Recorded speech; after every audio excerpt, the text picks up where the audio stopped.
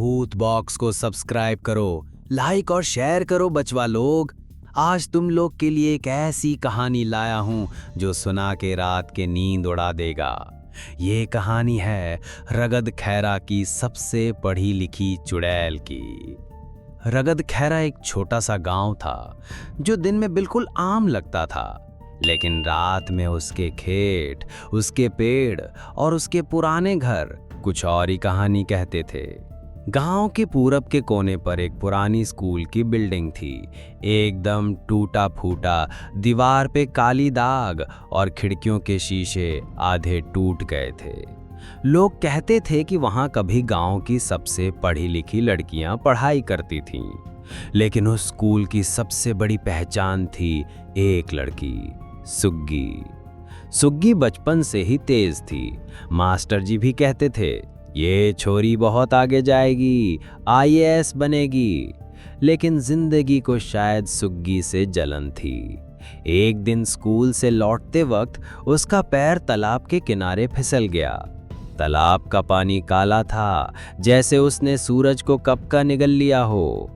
सुग्गी वहां से कभी वापस नहीं आई। उसकी लाश भी नहीं मिली। उसके बारे में बस एक अफवाह फैल गई।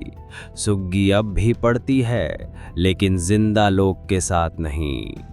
लोग कहते हैं कि जो भी रात के 12 बजे उस स्कूल के आसपास से गुजरता है, उसे एक आवाज सुनाई देती है, एक लड़की की आवाज। ओरे, कोई है जो मुझे सिलेबस समझा देगा? पहले तो लोग मजाक समझते थे, फिर एक एक करके बच्चे गायब होने लगे।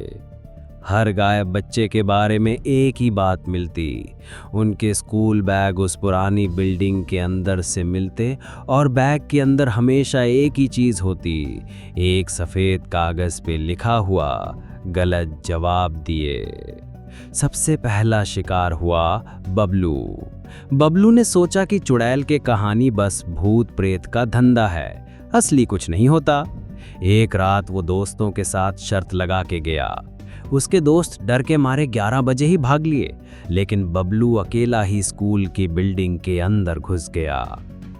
अंदर जाते ही उसने देखा कि ब्लैक बोर्ड पे खुद से लिखा आ रहा है, सुग्गी की क्लास शुरू होती है। बबलू ने हंसा और बोला, चल देखते हैं कौन सी क्लास। तभी एक लड़की की परछाई ब्लैक बोर्ड के सामने खड़ी हो गई।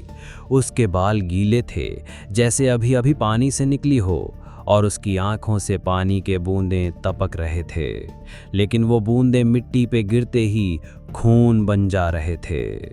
सुग्गी ने अपनी पतली सी गर्दन घुमा के बबलू को देखा और बोला, पहला सवाल, 1857 की क्रांति का पहला नेता कौन था? बबलू ने घबरा के जवाब दिया, रानी लक्ष्मीबाई।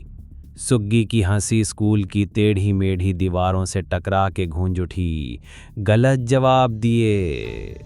उस दिन के बाद बबलू कभी नहीं मिला। लोग कहते हैं कि सुग्गी सिर्फ पढ़ाई वाले सवाल नहीं पूछती, कभी कभी वो गांव की पुरानी कहानियों का इम्तिहान लेती है, और जो सही जवाब नहीं दे पाता, उसका दिमाग वो अपने सिलेबस की किताब में बंद कर लेती है। गांव के लोगों ने स्कूल की बिल्डिंग को तोड़ने की कोशिश की, लेकिन हर बार जब भी बुलडोज़र आता, उसका इंजन खुद ब खुद बंद हो जाता और बुलडोज़र का ड्राइवर कहता, ऐसा लग रहा था जैसे कोई मेरे कान में बोल रहा हो, अभी मेरा सिलेबस पूरा नहीं हुआ।